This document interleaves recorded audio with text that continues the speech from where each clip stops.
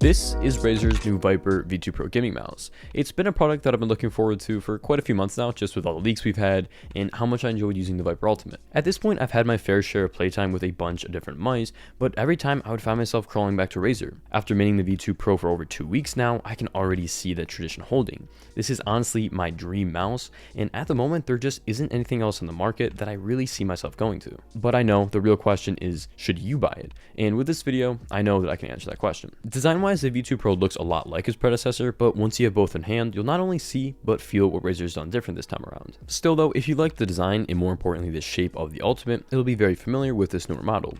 It looks cleaner, but still has that same vibe to it. I know I'm of the minority opinion here, but I really liked the side grips, and at first was really disappointed to see them go. Though with this more grippier texture that the V2 Pro has, I much prefer them being removed to achieve this all plastic design. Included in the box are optional rubber grips that'll cover both sides of the mouse, but also the left and right mouse buttons, so if you still want that added grip, it is an option. I've been seriously impressed with the texture of the entire mouse, as it provides excellent grip while still being super comfortable in your hand. I find that it's most noticeable on the mouse buttons. Comparing to the Viper Ultimate, the plastic used was really smooth, whereas here, it has this firm feeling to it. I think the Viper has always been optimal for a fingertip grip, and even going back to the Ultimate, I just find that the plastic sides on the newer model are exceptionally better for me. The side buttons as well are seriously improved, now that instead of being flush with the plastic, they're protruding out a little more and are much easier to get at. With that, it sounds fair to assume that it'd be more prone to accidental clicks, but that's actually not something that I've had any issues with so far. The click here feels much more satisfying and consistent. Very early on with the Viper Ultimate, I had them sticking every few clicks or so, and it just didn't feel all that nice, to the point where I rarely even used them. But now with the V2 Pro, I've actually quite enjoyed using them for quick actions in games. It is a bummer though that they removed the right side buttons, because it still has that same ambidextrous shape.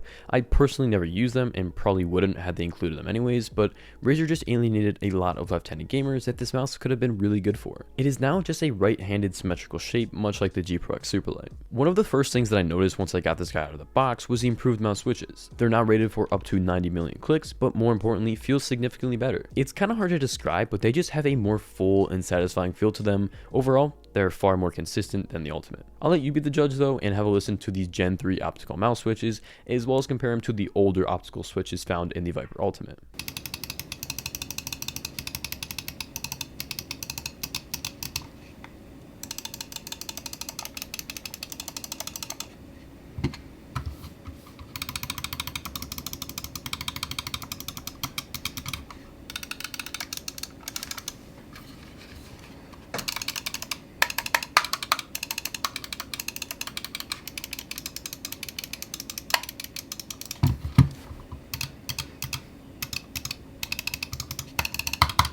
Obviously, let me know what you think, but in my opinion, they're just so crisp, and sniping on this mouse is something else entirely.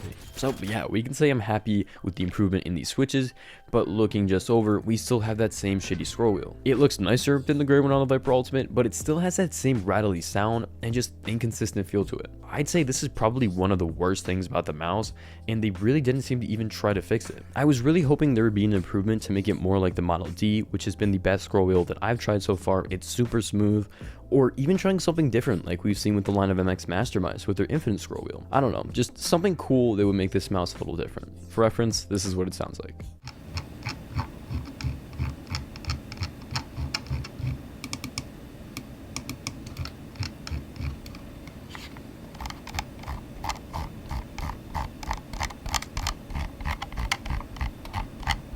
There is no longer any lighting on the mouse other than this tiny LED indicator under the scroll wheel, which I'll get to that in just a minute. The Razer logo at the back is now just a solid black logo, which actually looks super sleek. This is honestly fine because your hand was covering it 90% of the time anyways. The biggest benefit this brings though is significantly better battery life, as well as shedding off just under 3 grams of weight. With lighting enabled on the Viper Ultimate, you would absolutely shred through battery, but with the convenience of the charging dock, I never really found it to be much of an issue. This time around, we don't have the charging dock included, nor do we even get the connector, so we could at least use the old one, or potentially buy it separately. I think the latter would have been a very fair compromise. On the V2 Pro, you can expect to get around 80 hours of battery life, so you won't have to charge nearly as often, and now finally we do get USB-C, so it's less of a pain when you do have to plug in. We still have the same USB receiver, but there's now no longer any space in the bottom of the mouse to store it, which I I find annoying as I am constantly changing the mouse that I'm using. You can still play while charging, and the included cable is pretty lightweight, so it wouldn't pose many issues, but for the most part, you'll be using it to plug in the USB extender for the most precise and consistent tracking. Speaking of, the new Focus Pro 30K sensor feels very responsive. It has a max DPI of 30,000 as opposed to 20,000 on the Viper Ultimate, but it really doesn't feel any different to me as someone who plays between a 650 and 800 DPI. All this talk with crazy high DPI is just marketing, so all you need to know is that it feels good, but it's not going to be something you need to make the upgrade for to get more kills. Looking next to it though, you'll see just a single button for power and Cycling Dpi. Holding it for 3 seconds will turn it on or off, and pressing it once switches to a preset DPI level that you can configure in Synapse. This is honestly so much worse than having a dedicated power switch like we had in the Viper Ultimate, because I find myself so often trying to turn it off, but end up switching my DPI instead. I cannot play this shit anymore. I swear to God, this mouse is always making me do bad. Can you not right now? I would have much rather seen this DPI button on top so that we can actually cycle our sensitivity without having to pick the mouse up. If you ever want to remap your buttons, it's super easy, so if you don't like that the DPI button is on the bottom, you can use one of these 2 mouse buttons, remap them, click on sensitivity. Sensitivity clutch is like a sniper button, so when you hold it, it'll switch to that DPI, but if you go cycle up or cycle down your sensitivity stage, when you hit that button, it'll just go through all of these. So if you don't want to have to lift up your mouse to change the DPI, this is an option. Looking back to that little LED, it serves as both a battery indicator and a way to know which DPI level you're at. Where you probably will notice difference though is with the stock PTFE feet. Honestly, the glide just feels so much better on my mouse pad. Flicking it around is like butter and the overall feel is nice. I'd still like to try out some third-party skates, but these straight out of the box are really impressive. There is nothing else included in the box, so if you still want more glide, you are going to have to go buy something yourself. These new feet, along with a much lighter build, makes this one smooth mouse that's especially good for FPS games. It comes in at just under 59 grams on my scale, which is a significant difference from the 76 with the Mercury Viper Ultimate. I don't know what it is about these white mice that makes them heavier, but the black version will come in at about a gram lighter. It's less apparent now than it was when I first started using it, but after playing with this mouse all these weeks and going back to the Viper Ultimate,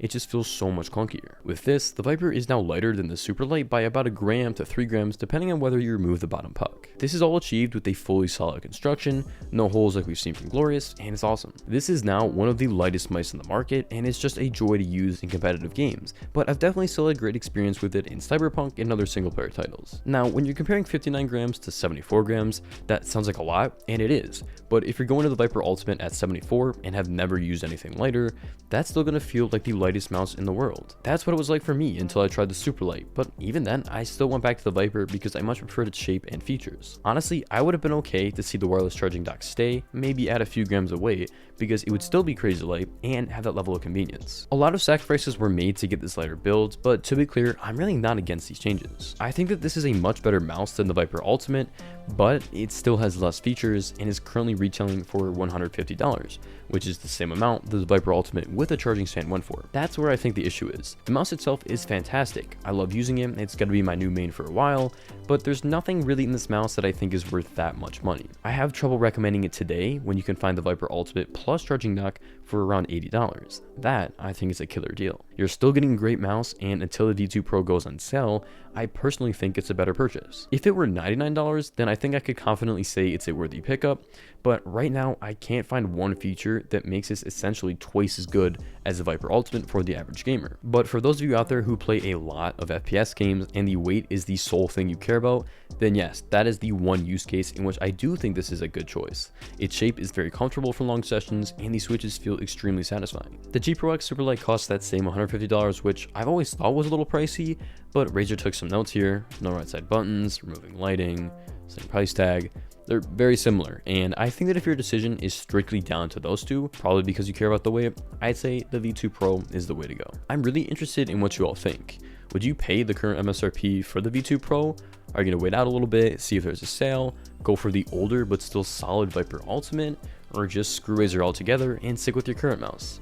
There's a lot of options here, so I'm interested in your reasoning. With all that aside, I've been Cole, and I appreciate you all for watching. Really hope this review was helpful, and I'll catch you in the next one.